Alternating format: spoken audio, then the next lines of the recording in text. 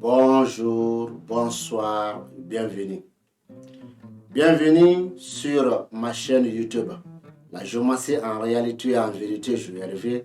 Et bienvenue également sur notre plateforme, sinon mon plateforme Géomancie Média TV sur Facebook.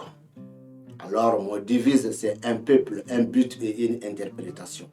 Alors, sur ce point, mesdames et messieurs, aujourd'hui, c'est avec un grand plaisir. Je me surnomme en géomancie le sage professeur Diallo et je suis un spécialiste en géomancie. Alors, mesdames et messieurs, sur ce point, aujourd'hui, je vais essayer de faire certaines explications sur la figure 2 de la géomancie. Vous savez encore que la géomancie est composée de 16 maisons différentes et de 16 figures différentes. Alors, chacune de ces maisons et de ces figures ont une signification. Je n'ai pas dit l'appellation, mais ils ont une signification. Et ces significations différentes ne sont pas des fois les mêmes.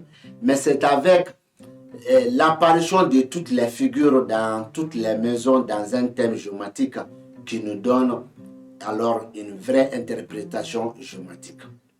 Alors, on dit souvent, au lieu de crier sur un aveugle pour des explications, alors il va falloir prendre la main de l'aveugle et l'expliquer lui d'abord. Donc maintenant, je vais essayer de prendre la main de certaines personnes alors qui se sont trompées dans la géomancie. Alors, vous voyez la figure 2 de la géomancie en face de vous en image. Cette figure 2, elle est une figure impaire. Je ne parle pas de son élément. Il est de l'élément ceci ou de l'élément de cela. Non, je ne parle pas de ça. Mais ça vaut la peine de vous dire que c'est un élément de feu. Je ne vous dirai pas aussi ses orientations différentes. Mais je peux vous dire que ça nous montre bien sûr l'ouest. La couche du soleil. Il ne s'agit pas de ça encore. La figure 2 que vous voyez ici, elle est une figure impaire et elle est la figure qui nous fait les détails de la chance. Mais elle nous fait les détails de la chance dans certaines maisons. Sauf 2 maisons parmi ces 15 apparitions. Sinon, ces 13 apparitions nous montrent seulement la chance. Et sa maison 2, qui est la maison 2, nous fait le commentaire aussi de quelle sorte de chance. Comme exemple, vous pouvez trouver dans un thème la figure 2 dans la maison 14. Cette figure 2 dans la maison 14 nous montre, c'est-à-dire l'équivalent d'une somme d'argent, supposons le franc CFA. Le franc CFA se commence de 5 francs jusqu'à l'infini. Et je m'arrête à 7 millions. Donc, comme exemple, de 5 francs CFA à 7 millions. Ça, c'est équivalent. Et si c'est en euros, euro se commence de 1, bien sûr, jusqu'à l'infini. Donc, je prends 1 euro jusqu'à 70 euros. Exemple. Alors, donc, maintenant, voilà ces équivalents. Alors, ça nous montre seulement l'équivalent d'une somme d'argent. Maintenant, quand la figure D occupe la maison 16, cette figure D qui a occupé la maison 16 nous dit ici la chance. Dans ce cas, tu as l'intérêt d'aller dans la maison 2. Et cette maison 2 est occupée par quelle figure? Et n'importe quelle figure dans cette maison 2 a une explication directe avec la figure 2 dans la maison 16. Et tu vas te poser la question. Et pourquoi la figure 2 était dans la maison 14 et que moi je ne peux pas parler de la maison 2? Merci.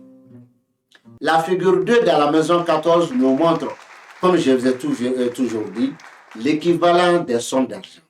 De 1 à 7, comme je vous ai donné comme exemple. Elle n'a absolument rien à voir avec la maison D. Même s'il y a d'autres figures dans la maison D qui n'est pas la figure D, et même si avec les autres figures, ça n'a absolument rien à voir avec ça, avec la figure D qui se trouve dans la maison 14. Ensuite, la figure 2 qui a occupé la maison 16, ça c'est une chance qui est fin prête. Mais attention, ça peut être aussi une chance qui sera fin prête. Maintenant, qui sera fin prête, ça c'est par l'apparition d'une autre figure dans la maison 8. Mais une chance de fin prête, ça aussi c'est une apparition de la figure 2 dans la maison 16. Une chance qui sera fin prête et c'est une chance à venir. Ça sera maintenant une apparition de la figure 2 dans la maison 8, étant donné qu'il y a la figure 2 dans la maison 16. Mesdames et messieurs, l'appellation de la géomancie ou la lecture de la géomancie n'a absolument rien en commun avec l'interprétation.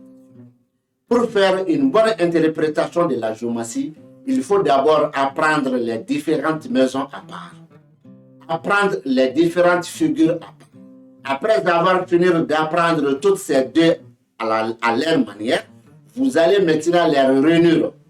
Après avoir réuni tous ces éléments, alors les détails se trouvent dans ça. Comme je vous ai toujours dit.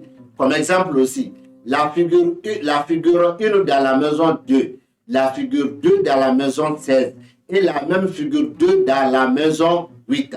Alors, tu vois ici une chance qui est fin prête par la figure 16 dans la maison 2. Cette chance est à venir. Donc, cela veut dire que ce n'est pas encore fin prête. Est à venir indiquée par la figure 2 dans la maison 8.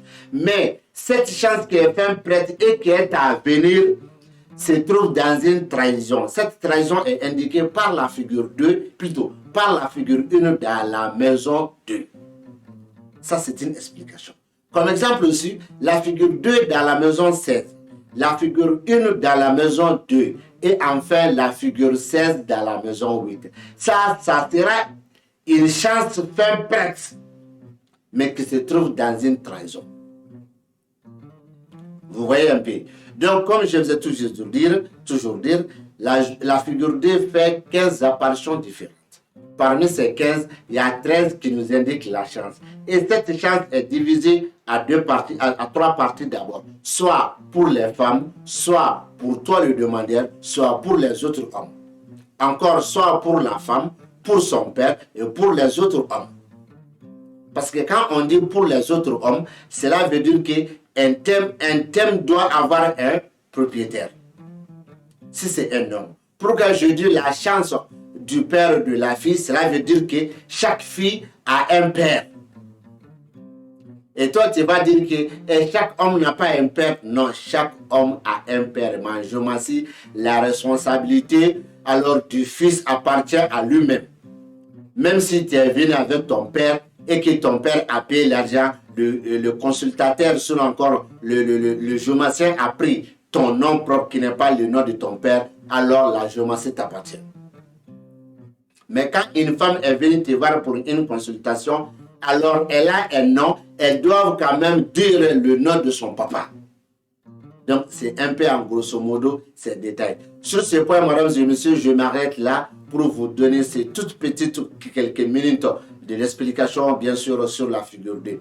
Merci et on vous dit à une prochaine fois et à une prochaine sortie. Merci et bye bye.